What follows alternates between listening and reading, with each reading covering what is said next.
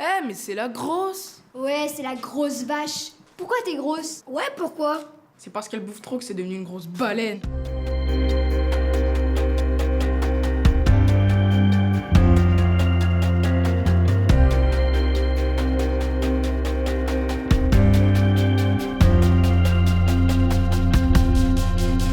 Pour l'écriture du film, j'ai eu l'immense chance d'intégrer un groupe de parole qui s'appelle Obèse Anonyme, où plusieurs personnes en situation d'obésité se retrouvent pour parler en fait, de leur quotidien et de leurs souffrances. Je n'aurais pas imaginé que ces personnes faisaient face à autant de discrimination, de remarques, de méchanceté, de moqueries, de violences gratuites. Qu'elles soient psychologiques ou physiques, en allant jusqu'à de la violence gynécologique, en passant par un petit copain honteux, par une maman qui achetait des crèmes contre la cellulite à sa petite fille.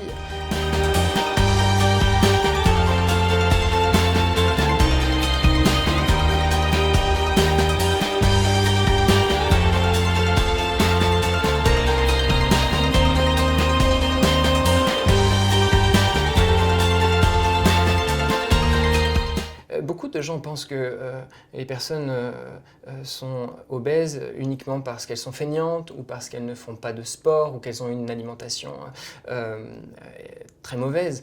Mais le problème, encore une fois, c'est de ne pas prendre en compte l'intégralité des multiples facteurs. Dire seulement à quelqu'un de faire du sport, ça ne traite absolument pas l'aspect psychologique qu'il peut y avoir derrière, les traumas, ou pourquoi la personne en est arrivée là.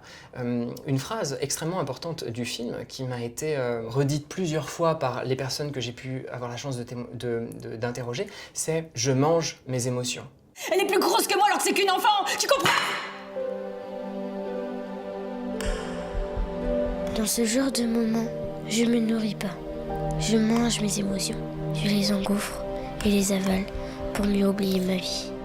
Les remarques, les injonctions à la minceur se révèlent être extrêmement traumatisantes pour beaucoup de personnes qui, au final, au lieu de penser que ça va les aider ou les faire changer, très souvent, ça a tendance à les faire sombrer encore plus. Ça peut aussi créer ce qu'on appelle l'effet yo-yo, c'est-à-dire que la personne va se motiver, puis va perdre un peu de poids, puis d'un coup va en reprendre énormément, ce qui va évidemment démotiver la personne, ça peut la faire entrer en dépression. Il faut vraiment comprendre que toutes ces injonctions, cette façon de faire, ces moqueries sont des choses qui peuvent détruire des personnes et les marquer sur toute une vie.